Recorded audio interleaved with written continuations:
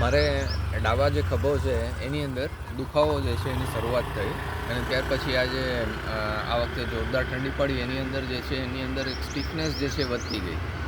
Stiffness એવી વધતી ગઈ કે મારો હાથ જે બિલકુલ આ જમણો હાથ ઉપર થાય જેવી રીતે જે થઈ શકતો હતો એ ડાબાની અંદર થવાનું જે છે ધીરે ધીરે ઘટવા માંડ્યું અને ઘટતા લગભગ આ 90 ડિગ્રી સુધી પહોંચ્યું. એ છેલ્લે મેં આયુર્વેદિક ટ્રીટમેન્ટ શરૂ કરી એ પહેલાં મેં ઘણી ટ્રાય કરી એલોપેથીની અંદર જે છે કે મને અમુક એક્સરસાઇઝ બતાવવામાં આવી એ કરી, પણ એનાથી જેને આપણે કહીએ કે ઘટવાનું મતલબ કે હાથ નીચે ઘટવાનું પ્રમાણ ઘટ્યું, પણ પ્રોબ્લેમ સોલ્વ થવો કે એ વસ્તુ પાછી રિટર્ન આવી રિવર્સ એટલી હદનું ન થયું.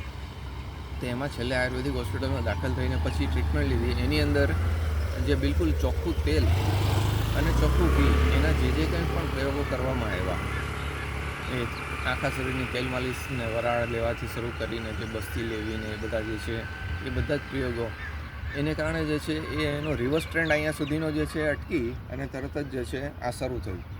એટલે આ આપણા શરીરને એવું લાગે છે કે જે બિલકુલ સાચું તેલ અને સાચું ઘી જે ચોખ્ખું આપણે કહીએ છીએ એ મળતું જ નથી. એને કારણે જે છે જડતા શરીરના કોઈને કોઈ જગ્યાએ થોડું કંઈક દુખાવો અને બધાનું કુપિત વાયુનું આ જે પ્રોબ્લેમ ઊભો થાય છે, દુખાવો શરૂ થાય અને પછી જડતા વધતી જાય છે, એનું મારણ માત્ર ને માત્ર સાચું તેલ અને સાચું ઘી એવું મને લાગે છે. Thank you so much, thank you very much. એકદમ સાચી વાત કરી એમને કે મોટાભાગે ડૉક્ટરો તેલ અને ઘી ખાવાની ના પાડતા હોય છે, ખાસ કરીને એલોપેથી ડૉક્ટરો. એ ખોટા પણ નથી હોતા, કેમ કે મોટાભાગનું તેલ અને ઘી ડેરી પ્રોડક્ટ તરીકે હોય છે અથવા એ એડલ્ટરેટેડ હોય છે. અને સેકન્ડ કે જે રિસર્ચ થયેલા છે કે એ કઈ રીતે નુકસાન કરે છે, બધા રિસર્ચ કેલિફોર્નિયા અને યુનાઇટેડ કિંગડમ કે વેસ્ટર્ન વર્લ્ડમાં થયેલા હોય છે. વાસ્તવમાં જો ચોખ્ખું ઘી અને તેલ જે આપણા વડીલો, આપણા એન્સેસ્ટર ખાતા હતા, લુબ્રિકેશન તરીકેનું કામ કરતું હતું.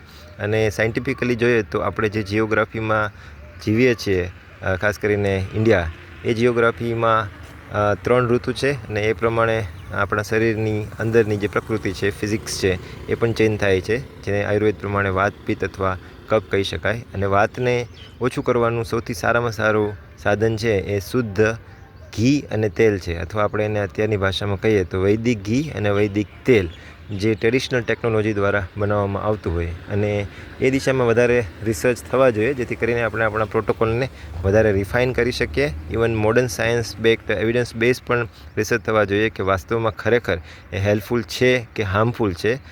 Rather then just following the Western medical science, it could be a reference for us.